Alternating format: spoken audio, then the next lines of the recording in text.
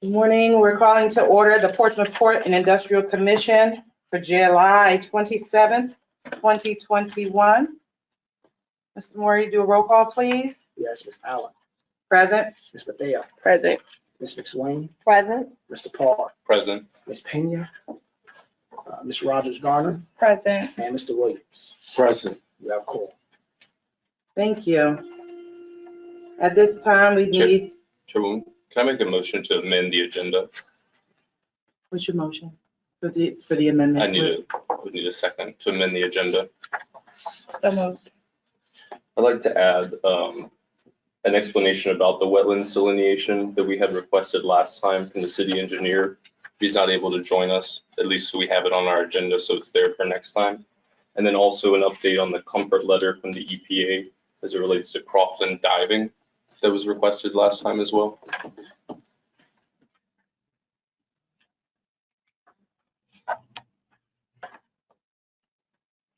We have a motion on the floor and a second to amend the agenda. Second. Well, We have a second. This time, we'd like to take a vote. Mr. Moore? Ms. Allen. Yes. Ms. Bethea. Yes. Ms. McSwain. Yes. Mr. Parr. Yes. Ms. Rogers Garner. Yes. And Mr. Williams. Yes. All right, motion carries. And where on the agenda was you? Right. I guess that would be old business. Okay, at this time, everybody should have received a copy of the minutes from June 22nd, 2021. Need a vote to approve those minutes? I make a motion to accept with amendments. So moved. Please identify the amendments. Under the call to order, just that we welcomed a new board member, Andre Williams. It's customary to include that in minutes so we know the comings and goings of the commissioners. Okay, we'll have a roll call vote to accept the minutes of June 22nd with amendments. All right, Ms. Allen. Yes. Ms. Bethea. Yes. Ms. McSwain. Yes. Mr. Parr. Yes. Ms. Rogers Garner. Yes. Mr. Williams. Yes.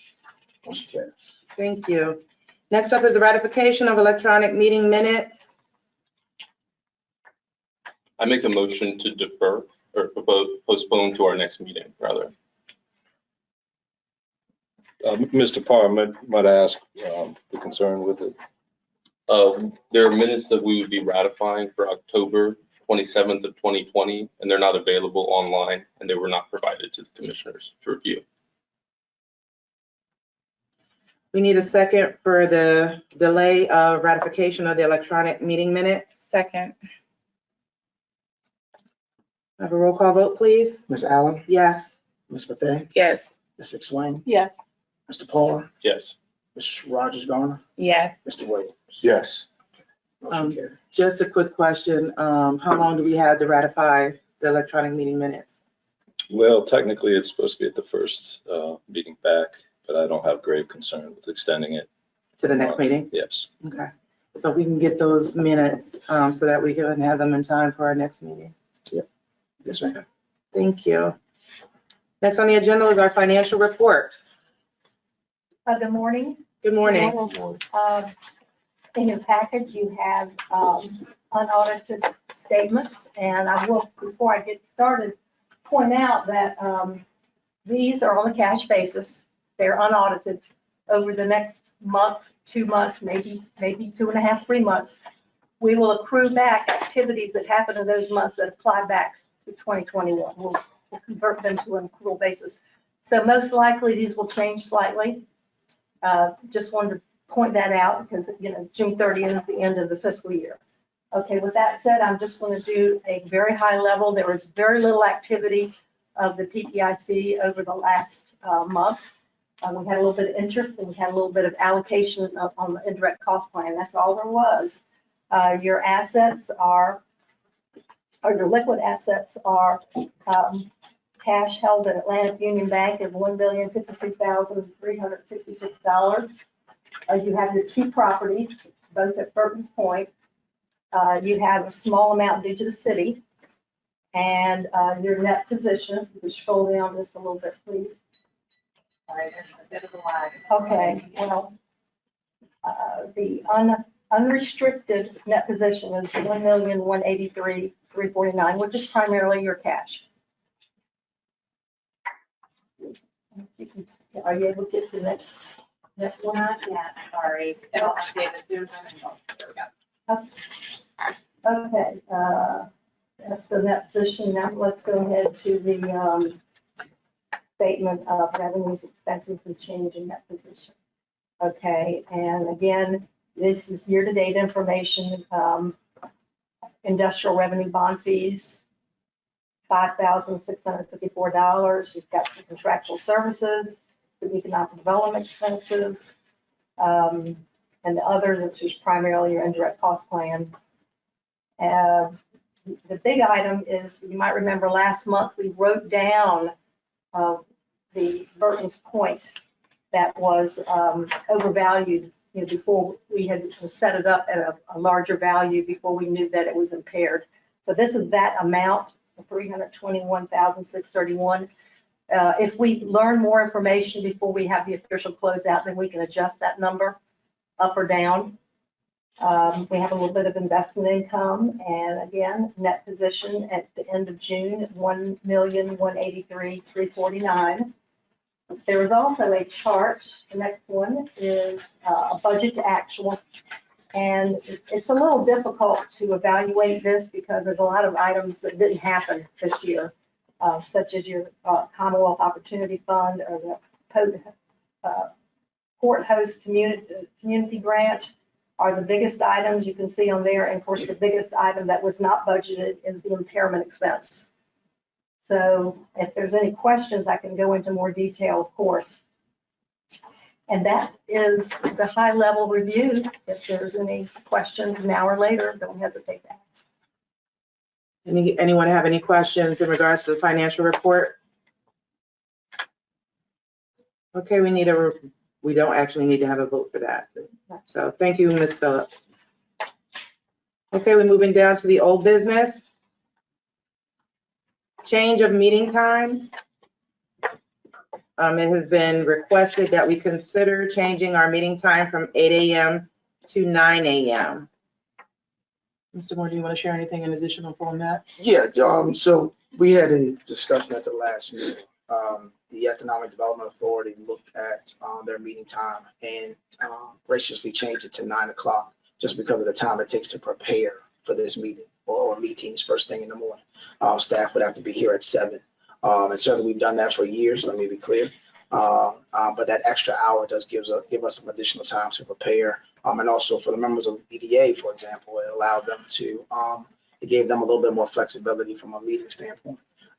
We wanted to open up the opportunity for the PPIC as well. Certainly it is your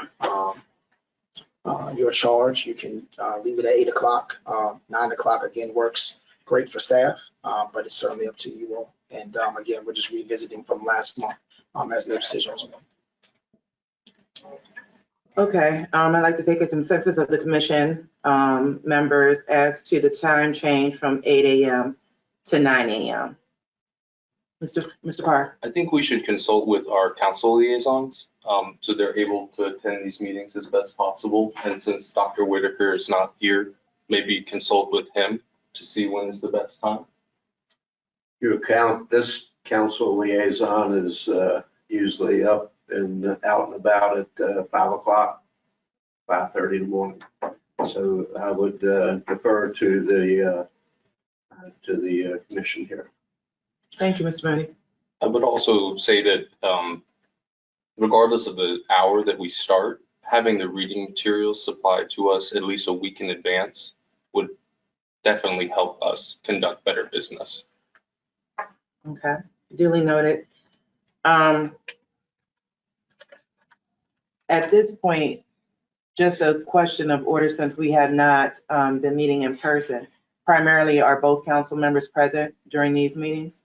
Or has it primarily been just one council member?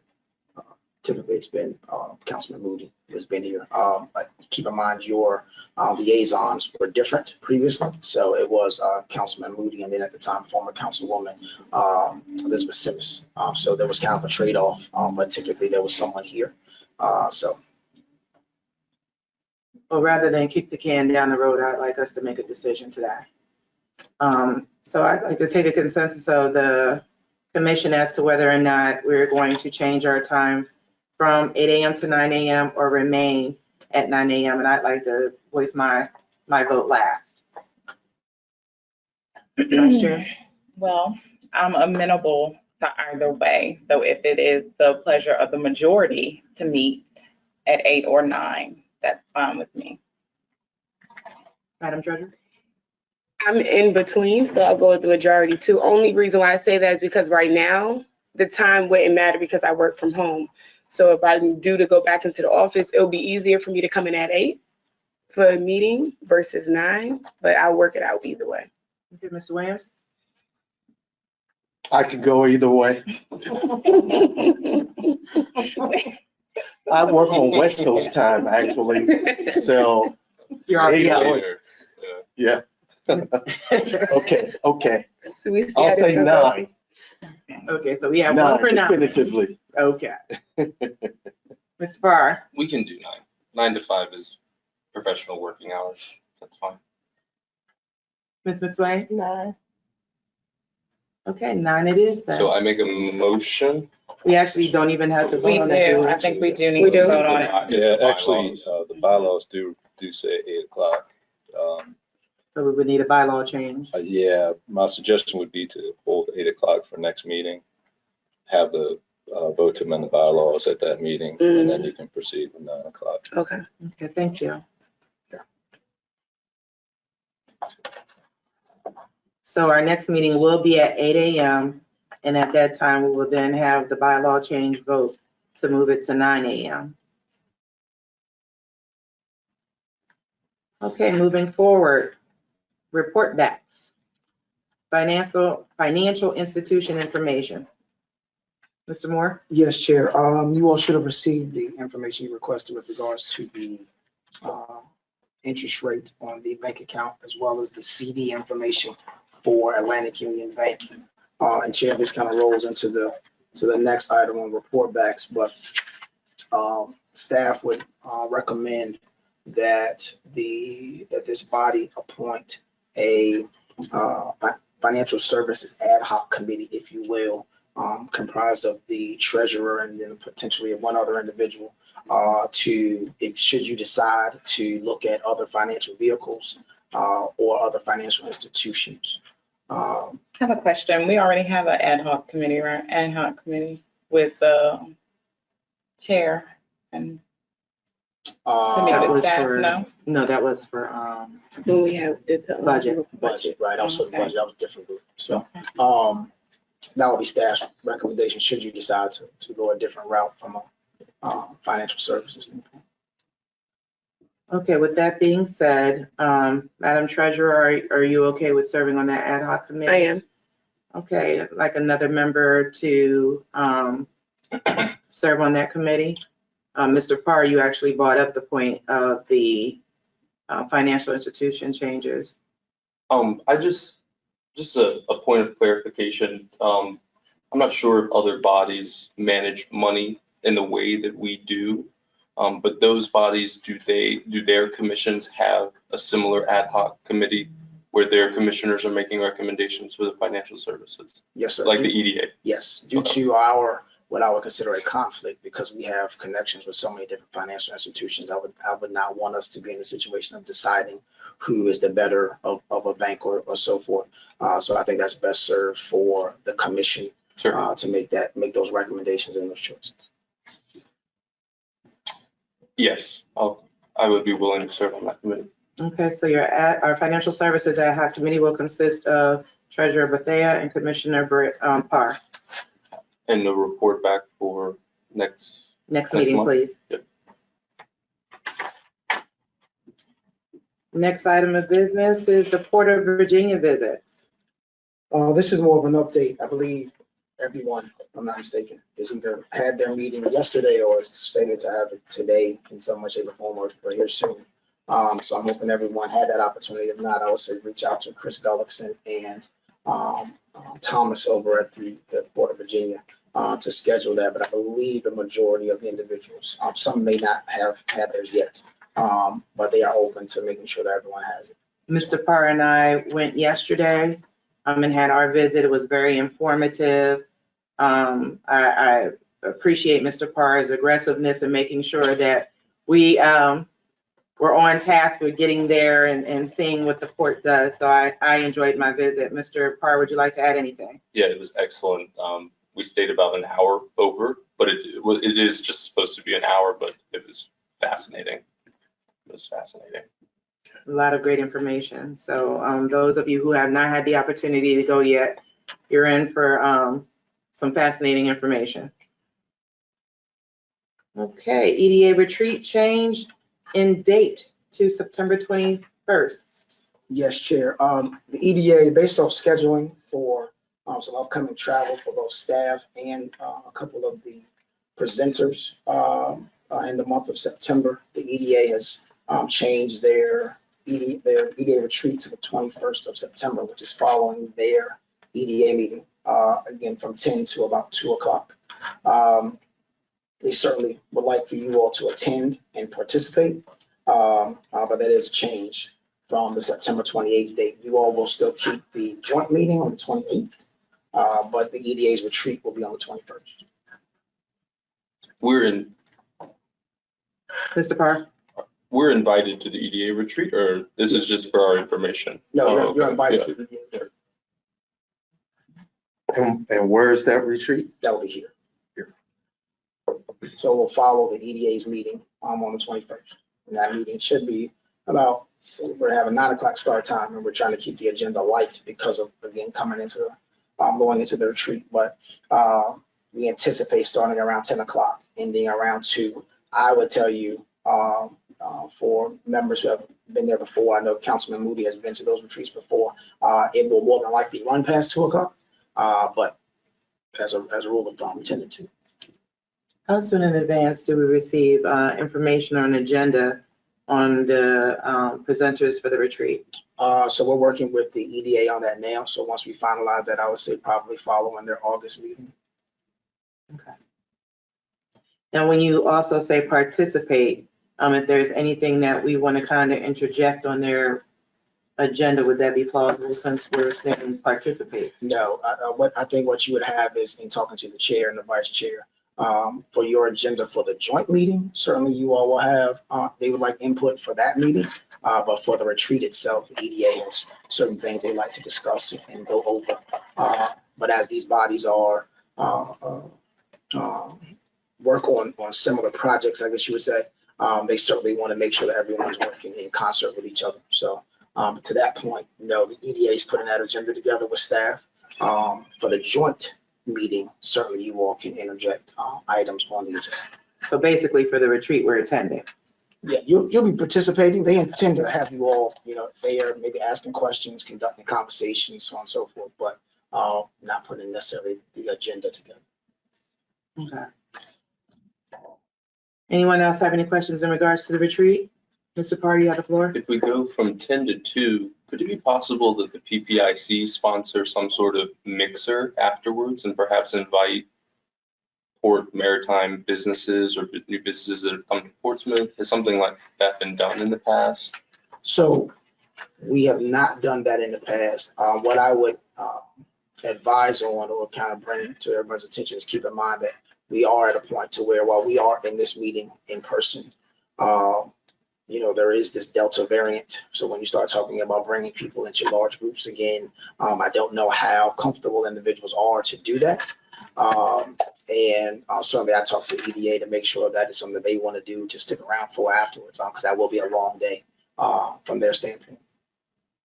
I'm not opposed to us planning something on our own if need be. Yeah. But a meeting of all of us would most likely require public notice. Sure. So adding it to the tail end of that would be 2 birds with 1 stone. We'd have all the key players. We'd have the EDA. And if it's not something we've done before, well, maybe it could be the first time. Consensus from other members?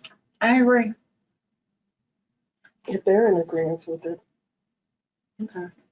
I think that's something that we can definitely, and if I need to reach out to the chair, the Yeah, EDA chair to chair, then I'll reach out to, I believe it's Mr. Smith, maybe like a joint ad hoc committee of a member of each, if they are interest, and then also if there are no conflicts of interest, given that we may invite people who have been recipients of grants. I'm not sure if that Well, poses any issues. when you say mixer, what type of thing do you have in mind? Completely social. I mean, maybe drinks at a local place here on High Street. If this is the location for the retreat, maybe, I don't know, Roger Brown's or something like that, or Fish and Slips. Yeah, I don't think there'd be a conflict. No, let me say this, when you say, host a social, I would say that I'm assuming that the PPIC is in some way, shape or form paying for this. We could do drink tickets. Yeah, so I don't, you could not use city money. I could be wrong. I'm looking at my manager, but you could not use city money for alcoholic beverages. I know staff cannot, so I would assume that the board members would not be able to as well. I could be totally wrong. I would also bear in mind that if we're thinking like 3 in the afternoon, some people still may be on working hours and might not be able to actually participate in libations. Yes. If they were attending from 9 to 10 and then 10 to 2, I'm not sure they're going to go back to work for 2 to 5. I would certainly not. Well, I mean, but that's everybody's different. Everybody's Some people aren't as flexible. I drank before this meeting. So I think that's a discussion that we can Defer. Well, we can defer that too. We can actually, I can have a conversation with Chairman Smith and then bring that information back to our August meeting, and then we can determine the direction at that point. Okay, the joint EDA PPIC meeting on September 28th, 2021. So we just discussed, we would still have the 28th meeting. So what would happen is you would have your EDA meeting, your PPIC meeting, and then the EDA would call to order their group and have a joint meeting with you all following that meeting. So I would anticipate, if we're keeping let's say, for example, we keep the meeting time at 8 o'clock. Your meetings tend to be about an hour and a half. So right after that, say 9:30, 10 o'clock, you would have a joint meeting with the EDA. And at that point, certainly we'll be putting together an agenda of items that you all would like to discuss, as well as the EDA. And essentially, you all will be on each will be on one side of the table. It's probably the best process, the best way to do it. But again, we will still have that meeting on the 28th. Join me. For the pre-meeting, would we be having the chair and the vice chair of the EDA with the chair and the vice chair of PPIC together as we develop the agenda? That's the thought process. We would like to try to get the joint agenda put together prior to that pre-meeting. So that way, when we're having a pre-meeting, it's just more of a clarification, making sure everything that everyone wants to have is on there. So, but yes, for all intents and purposes, the pre-meeting that would typically happen a week ahead of time would be both the chair and vice chair from both. Do we have any pending times for the pre-meeting?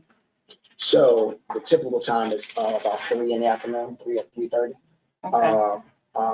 And that just seems to work for everyone. So it's like the same time as we would do our, that's And we fine. try to keep it pretty standard Okay. from staff. For members of the commission who have items that they would like to have on this joint meeting agenda, please forward those emails to me so that I can forward them to staff here. Do you have a specific date that you would need in mind? Being that you have the pre-meeting a week prior. At least a week prior. Okay. And I'll send out an email requesting as well if there are any agenda items that you'd like added. Next on the agenda is the Portsmouth at Work hiring event update. Yes, Ms. Crum. Ms. Crum will give the update. We're very excited about what we had happen on the 15th of July with regards to the event. Very well attended. I don't want to steal Ms. Crum's thunder, so I will let her talk about the event. Good morning, everyone. Good morning. Good morning. I want to do a quick overview of the event we held at the Renaissance back in July. We had 42 employers participate. As you see, healthcare was our largest represented, right in line with our transportation and maritime industry. Nothing like technology. Thank you for your report. I can say the majority of the participants were from Portsmouth. Okay, there we are. Wasn't intentional. We had 122 participants. The vast majority of those individuals came during that lunchtime between 11:30 and 12:30. Our largest age group represented was 36 to 45. And right in line with our 26 to 44, our African American community was our largest race category. And the vast majority were employed that participated, which just means that the focus for Portsmouth at Work really is about the underemployed, the caliber of employers that were actually participating in that event were your high-wage, self-sustaining employers. The transportation industry in particular, with the bonuses that they're offering to individuals is very encouraging. So anyone you know that is looking for a job, CDLs right now are in high demand along with the healthcare industry, but we will have a great focus on our underemployment in Portsmouth as well as our unemployed, because those two go hand in hand and very important, which is what a lot of our programs are about. So we were pleasantly pleased. We will be having hiring events quarterly. So we typically, in the programs I've previously established, we have that one big job fair because it's going to draw those employers out that typically do not come, you don't know about them. Individuals have a hard time getting to those employers. And then we do those direct hiring events out in the community that are closer to the individuals and more targeted to the demographics of that particular community. So, I have a question. Are you compiling any data from the job fair as to how many people were actually hired and worked maybe past the 90-day probationary period from the job fairs? so employers do not provide that information. We try to gather as much data as we can from the employers. We are kind of fortunate right now because there's not a lot of job fairs. In the past, it would be, well, we don't know which job fair they attended and were actually hired from. So some employers are more freely giving data and some are not. It just depends on the employer. Mr. Barr, you have the floor. Commissioner McSwain and I attended, and I'd like to commend Pamela. It was an excellent event. Norfolk had one the day before, and I think had only 22 people show up. So we had 100 more here in Portsmouth. The location was fantastic. It was really well organized. And she and I were able to speak to a lot of the employers, including Lineage Logistics, and we were very Portsmouth proud. Yeah. So, Great to hear. Good. Any other questions or comments? Thank you so much for your report. Do you know when you might be having the next one? It will be this fall. Okay. Hopefully around that late October, early November timeframe.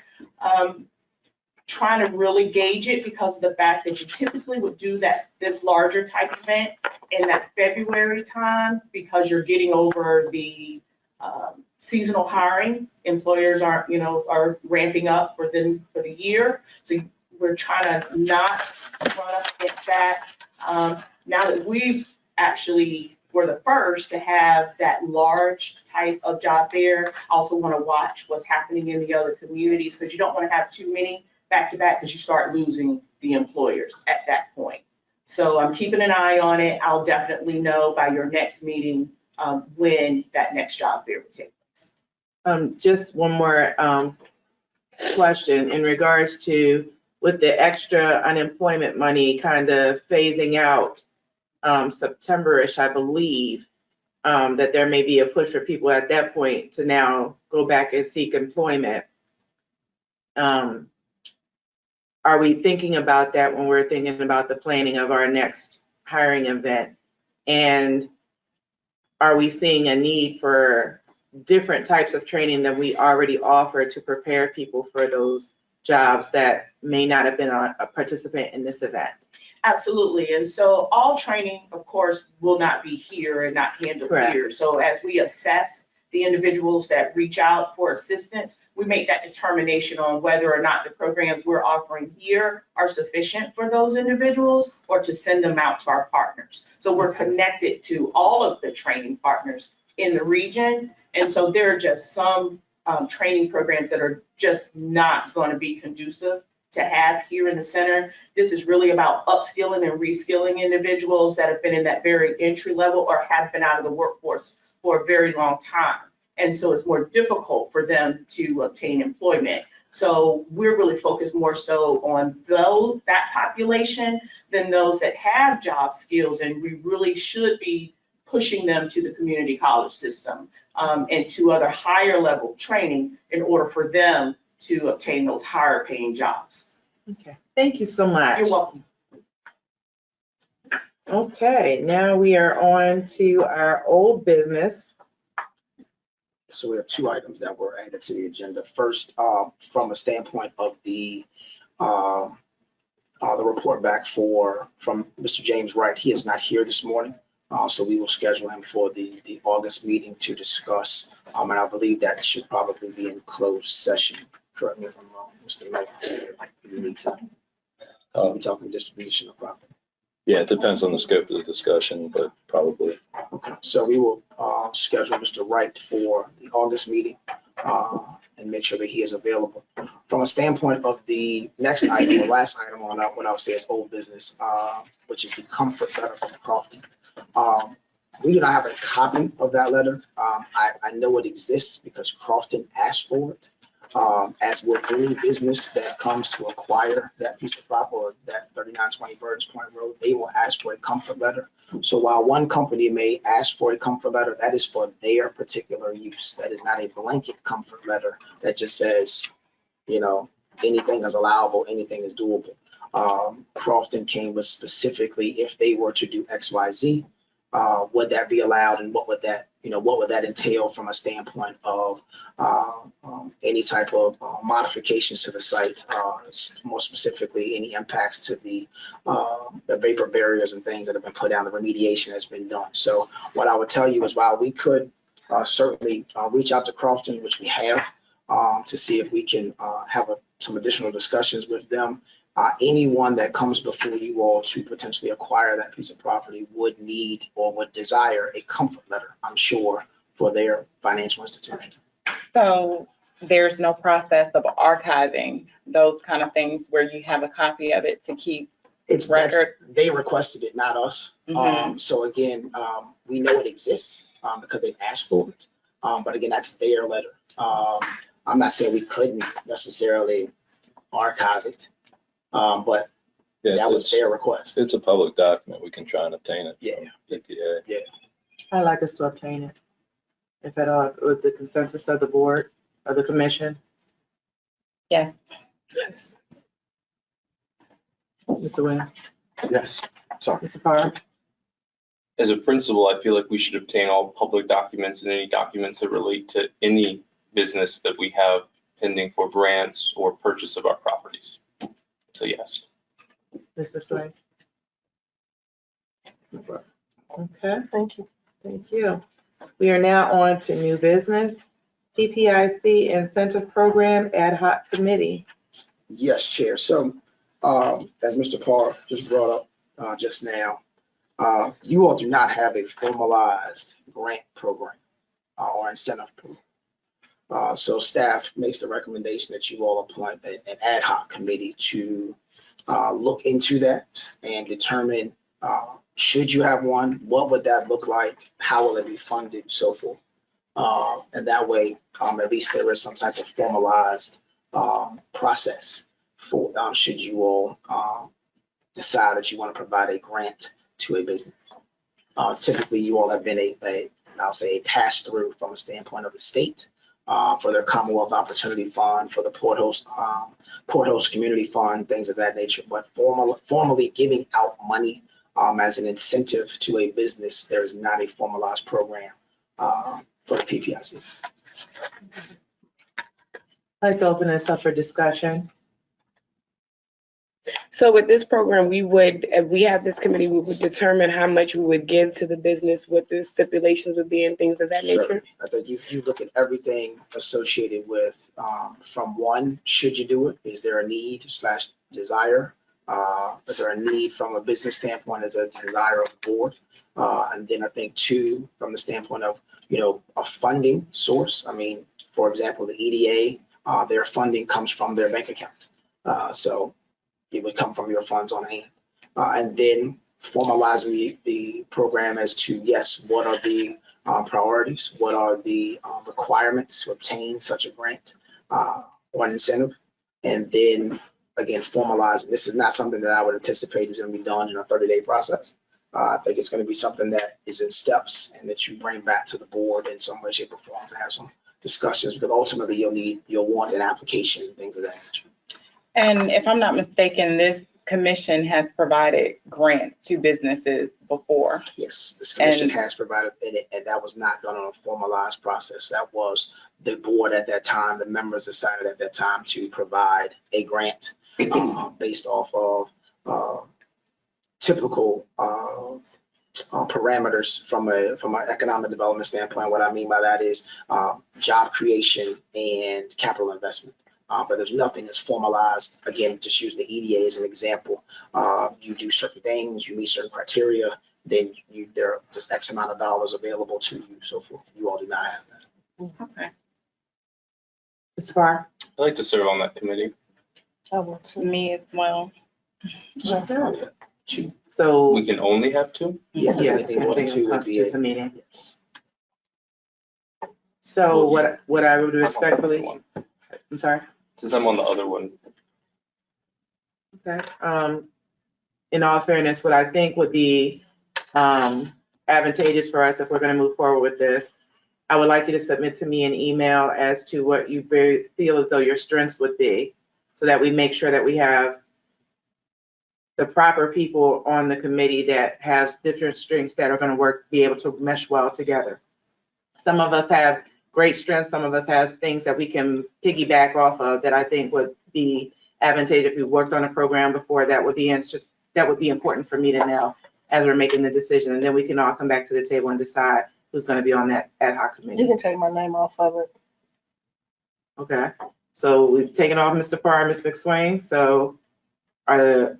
Williams, I mean, I would like to be up there by default, but it's only could be two people, right? Correct. So I want to make sure that everyone has a fair opportunity to join the committee if that's what their desire is to do. Ms. Park? I think that it will have some bearing on the work that Madam Treasurer and I do, because the financial services may be a moot point if we decide to give away, not that we're going to $1 million in grants, right? So I do think it would be wise to have either Madam Treasurer or myself also on this, or our two committees can meet together once we've done our work separately.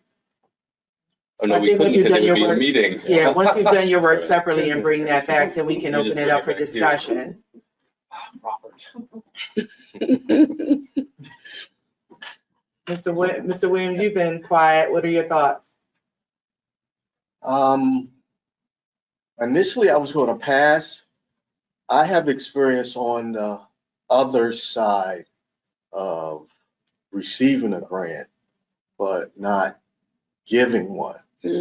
So There may be There's someone points that that's you more can bring to the qualified. table. Okay. If you're interested in serving on the committee, please forward me an email so that we can have some further discussion about it and come up with I'd love to see several people, but unfortunately, that's not a plausible thing to do at this point. So send me an email if you're interested in serving on that committee, and we'll move forward from there. Mr. Park? For clarification, would it be possible if we advertise the meetings of those committees? You can advertise a meeting. But once you advertise the meeting, that opens it up to the public to attend. And we may be discussing some information that you may not want public at the time until we've developed our plan. Can the committees go into closed session? Yes, if there's a grounds for it. I'm not sure a general discussion of types of grants would constitute grounds. I have a question. So with this one, there could be two people. It doesn't have to be, one person doesn't have to be the treasurer, right? No. Okay. That's certainly up to them. Because of the financial services, we thought that would be. Right, necessary okay. for treasurer, but no. Okay, we'll come back for that discussion. Other new business, 3920 Burton Point Road property maintenance. Yeah, so we have a picture on that one, right?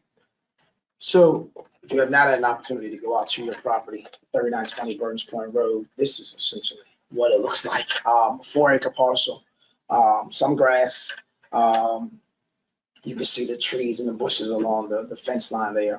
We did recently put up the fence or the gate to keep individuals from coming onto the property, parking, so on and so forth. Now that the site has been remediated, one of the requirements by the EPA is that this site is maintained. You can see, it's a little difficult to see on here, but some of those brown patches there are weeds that were growing up and have been growing up on the site.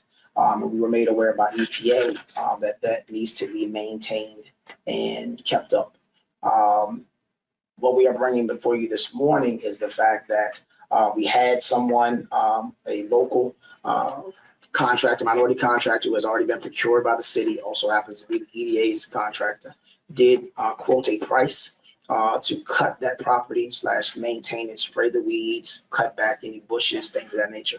The monthly cost, if they did it twice a month, is $340 total, $170 each time. They may be able to get away with doing it once a month. We won't know until, we kind of get to that rainy part of the season, coming July, August type time frame.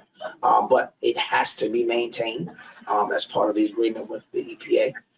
So we wanted to bring this to your attention because on your budget, you budgeted $1,000, if I'm not mistaken, for property maintenance. But you're just above that, depending on how often it's cut or maintained. Let's open this up for discussion. Mr. Parr. Did we receive another quote? No, we went with someone who's already been procured through the city. Certainly you could go through that process. What I will tell you is ultimately it still needs to be maintained while you go through that process. So just keep that in mind. I thought at our previous meeting, we asked for a secondary quote. Maybe not. Okay. It was our, it was in our pre-meeting. That we just talked asked for about secondary bringing quote. it here, Yeah, bringing it here to see if you but all we want to get didn't. it. Yeah. Are we Nothing was written okay in stone. with the current quote? Do we want to seek another quote? If we've got to maintain it to be able to comply with the EPA, I mean, our hands are sort of tied now. We're just going to go over budget. You can make it a budget. But there's amendment. still an opportunity to allow this company to do it once Right. and then allow other companies to put in a bid to continue to maintain the property. So will we be seeking for it to be lower? That's why we want another quote? It's always a possibility for some We don't cost know savings. unless. And then the other question is the quote based off of us signing an agreement with them to move forward as our person. Yes. So then if they do it the one time, if they agree to do it the one time, then we're kind of, I mean, You don't we have could to have, be. no, you can, I mean, if this person is under contract with the EDA, they've gone through the procurement process with the city, so we know they've met all the requirements from that standpoint. That's why it's easier to go out and have that quote done immediately, and have it cut immediately. We did have it maintained, just so you know, we did have it cut back when the EPA came to us and said that it needed to be done. But you don't have to go with this individual, just letting you know, however, while you're going through that process. And we go through procurement, see who else we have under services.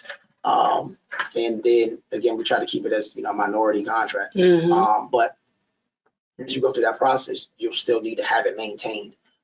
Staff suggestion would be, again, you have the $1,000 budgeted. We can look and see if it's only cut one time, would that make a difference? Is there a huge difference in how it looks after one cut compared to two? Keep in mind, this is 4 acres of property. So from a price standpoint, and knowing that what the EDA pays, for example, for lawn maintenance and services, that's not a lot of money Right. from that standpoint. But again, it's certainly your purview to go through the process, see what you have. Even if you do the one cut, yes, you're slightly over $1,000 more than your budget. You can do a budget amendment to cover that amount, and you can tell them to keep it at one cut. But we wanted to bring this to your attention. And when the budget was created, there wasn't already a company in mind who had quoted a price. No. We just arbitrarily Because put a number down. Yeah, because at that time, the EPA was maintaining the property. So Okay. there wasn't a cost associated with doing that. And keep in mind, as you all discuss, potentially acquiring more property and things of that nature, this is the cost of doing business. So when you're going to have this, and that number I'm sure will change in the future anyway from a property maintenance standpoint. So Mr. Parr? I just want to add that I think it's best practice for us as a fiscal body and an economic development body to always seek out at least 2 I quotes agree. for any work that's performed, and for individuals who would come and do business in Portsmouth, that they know that this fiscal body is going to do our due diligence before we accept any contractor work or accept any sort of grant application. I agree. Agreed. Absolutely. So at this point, who provided the initial cutback after it was turned over from the EPA? Jabs, that company. So again, because we already had them under from a procurement standpoint through the city. I have a general question. Yes, sir. I've been to the property. Are we allowed to physically walk on the property? And is there a biohazard there? It's not a biohazard there. You can walk there. There is a gate certainly that's up to keep vehicles from going on there. Certainly you can walk around the gate from that standpoint, but you can certainly walk on the property. It's been remediated, if you will. And I mean, it's a beautiful piece of property. You can see where it's been raised up as compared to the property next door, 3930. So it's certainly an opportunity. When we went out and walked the property with when we met Jabs out there, that's what we did. Instead of opening up the gate, we pulled up, got out, and walked the property to see and kind of showcase exactly what needed to be done. So it's possible. And I would suggest, as being that you all's property, that you all take the time about this. Several of us have. Yeah, we, going out there, actually, you can still drive onto the property. If you have the right vehicle, you can, if you're viewing this on the right-hand side, there's space there where you can actually drive onto the property. Gotcha. So we could put some additional fencing up. There's a cost to that. I guess my question is, when this fencing was chosen to be placed there, and the amount of space between the fence and the opening where you can just drive on, did no one take into account that there should be maybe more fencing? Well, we were looking from a gate standpoint. I think there was some additional fencing on the right-hand side because you can see the older fence on the left where the vegetation was. I see what right. What we were blocking were the large trucks that were attempting to park there as they did additional work on the some of the adjacent industrial properties. That's what we were working to block. So what happened to the fencing that there was prior fencing on the right-hand There side? was some prior fencing there. Again, I have to go back and look at it. But when we put that gate up, the big concern was you had large industrial trucks rolling up on the site and parking on the site. So we went out to check on the progress of whether it was, finalizing the cleanup. We would see large dump trucks and so forth. So that was the main concern of them parking over there. Because that would cause damage to your capital. Correct.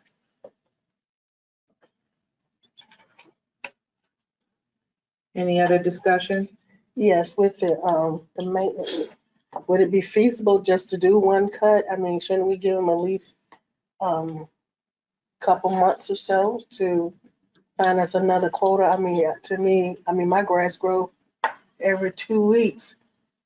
And so to say we're gonna let them cut one more time, that doesn't even seem feasible to me. Yeah, that's staff's recommendation. Staff's recommendation is to go back. We've done a cut.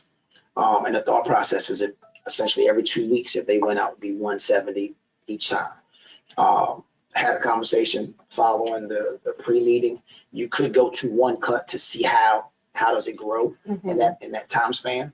We've only cut it once. And then that way you really understand, yes, it's still gonna be slightly more than $1,000, but you know kind of where you are. And in the meantime, we can attempt to get another quote or a lower quote, or at least get another quote. Let me say it that way so you understand what the differences are. But it has to be maintained regardless. So I would say at least go to the one cut. We just do it on a as needed basis. No official contract, if you will. But because they've been procured through the system, we can utilize them. And let's see, as you come through. I mean, if you think about it, we're in July. You hit August, September. By the time you get October, we're in the fall. So you only got 2 or 3 months. Let's just see how it works and see what type of maintenance it needs. And then go from there. That would be staff's recommendation. Because when was the last time this was cut? We went out there and it's pretty high. When was the last time it was cut prior to that? It was when last time EPA did it. Because this one. So that's about what's the time frame? Probably about April, May. Okay. Time frame. It's about 2 months ago, maybe. And once that was done, this is following. So that's why some of that this is following the cut. So what they did was they went out, cut along the fence line on the right hand, or the property edge on the right hand side. You see the ground kind of in the concrete in the gravel there. It's because they sprayed to try to keep the weeds down. That's your biggest problem, is the weeds coming up out of the barrier. Certainly you have the bushes along the fence line there, and then you know what 3330 looks like on the other side. And that's not really dealing with 3330. That's more just kind of keeping that brush back on 3330. 3930, sorry. Mr. Barr? I think we should have it cut maybe once or twice until our next meeting. By then, have another quote just to compare, and also in keeping with our principle of fiscal responsibility. And then we can take a vote if it's a lower quote. If it's not, we can decide at that time. The consensus of the board, Mr. McSwain? I agree. Mr. Williams? Yeah. Madam Treasurer? Yes. Madam Vice Chair? I agree. Okay. Thank you. Okay, at this point, we are at closed meeting. So I think that's We have a need to go into closed meeting. Right? Yes. I move to go into a closed meeting pursuant to Virginia Code subsection 2.2-3711A3 for the purposes of discussing the disposition of real property, where discussion in an open meeting would adversely affect the bargaining position or negotiating strategy of the public body, specifically regarding 3920 and 3930 Burton's Point Road, and pursuant to Virginia Code subsections 2.2-3711A8 for the purpose of providing legal advice by counsel specifically regarding 3991 Elm Avenue. Need a second. Second. Right. Roll call vote, please. Ms. Allen, Yes. Ms. Bethea, Yes. Ms. McSwain, Yes. Mr. Parr, Yes. Ms. Rogers Garner, Yes. Mr. Williams. Yes. We are in closed session.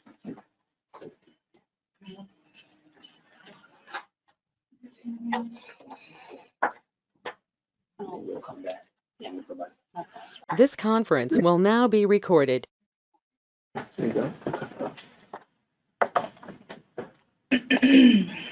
I hereby move that each commissioner certify that to the best of his or her knowledge, only public business matters lawfully exempted from open meeting requirements under the Virginia Freedom of Information Act, and only such public business matters as were identified in the motion by which the closed meeting was convened were heard, discussed, or considered in the closed meeting just concluded.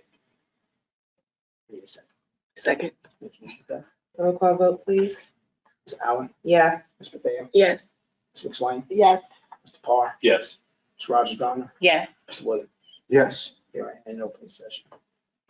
Thank you. Our next item of business is the Port of Virginia update. So they are not with us this morning. They had a Port Authority meeting at 9 a.m.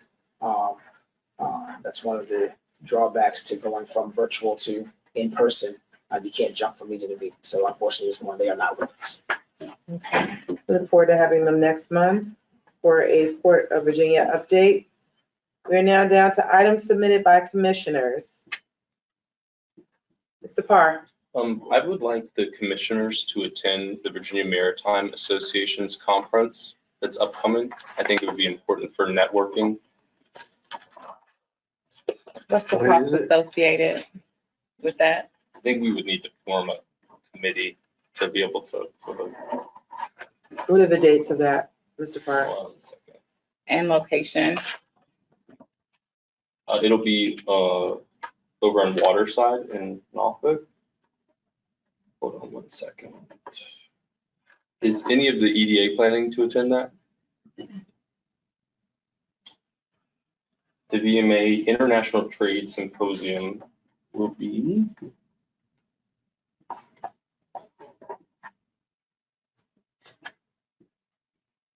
September 29th through October 1st, 2021, the Resilient Supply Chain.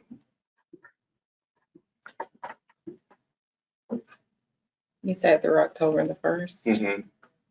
So there's a lot of different things. There's panels, there's different networking events, there's like a golf outing, if anybody plays golf.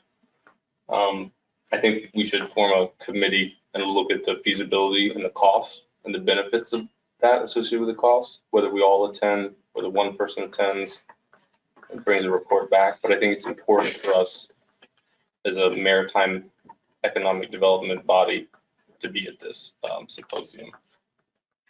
Is this something staff has attended in the past, Mr. Moore? We have, and depending on the topic, determines how, beneficial it is. But we have, there's also a banquet that typically I am invited to as a director of media of economic development.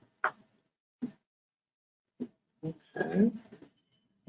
Is it consensus of the commission to further explore this opportunity? Ms. McSwain? Yes. Mr. Parr, I know you're a yes. Mr. Williams? Yes.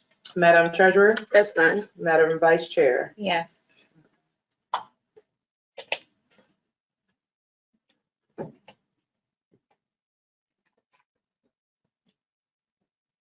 So committee-wise, interested parties for the committee? I assume, Mr. Parr, you will be one. Anyone else interested in working with Mr. Parr? I'll work with him on that one. You can work on the, I'll work on this one. You can work on the other one. I'll work on this one. Okay. Okay, so Ms. McSwain and Mr. Parr?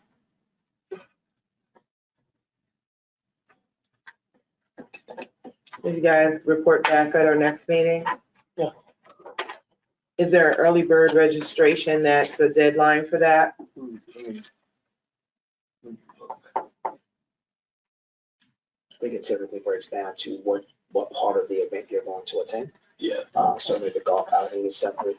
Banquet is typically separate. And then the symposium itself is typically separate. So I would tell you to, at this committee, look at what you would like to have, and then what you would like to attend. It is all day. So, just keep that in mind. I think it's a couple days, but the symposium itself is all day. And then normally there's a reception / banquet after. When you go to the banquet, do they typically give you a table, or it's just you alone that they invite? So typically they invite, from a standpoint of the Port Authority, the directors, so normally myself, and folks that have ports in their backyard, so us, Hampton.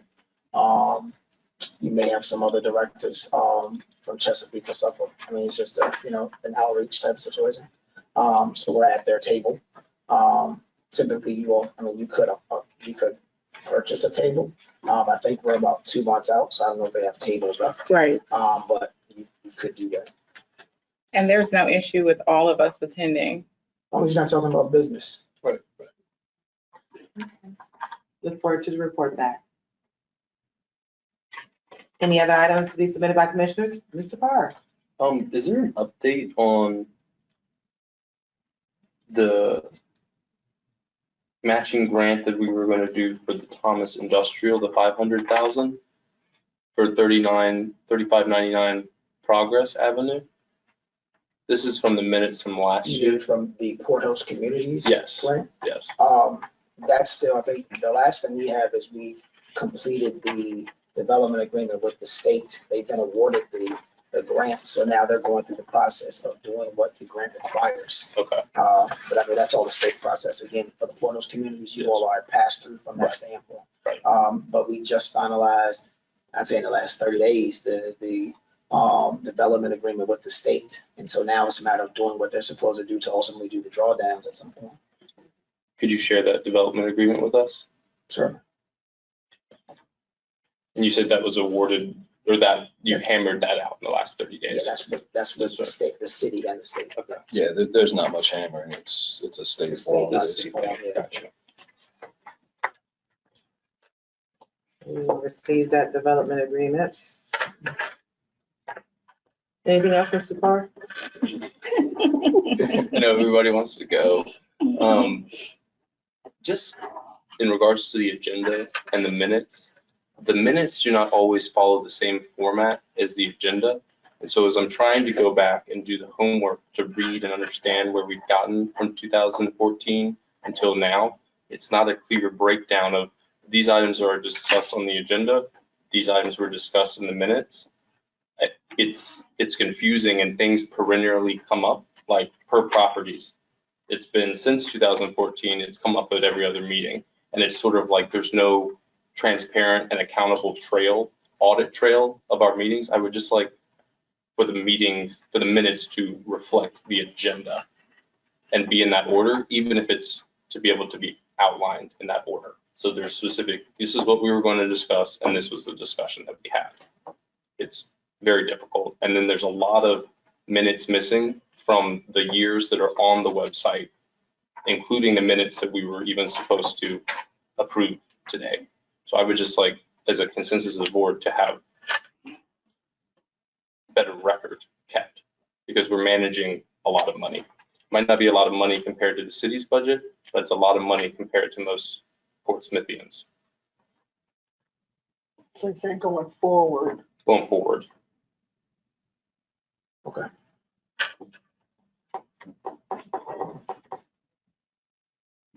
Anything else, Mr. Parr? Mr. Swain, do you have anything you'd like submitted? No.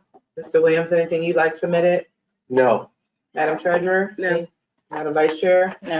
I have no items to be submitted. At this point, we're at adjournment. Next meeting is August 24th. Everyone, thank you for your time today and enjoy your morning and afternoon. And that's 8 o'clock. Our next morning meeting will be in person at 8 a.m.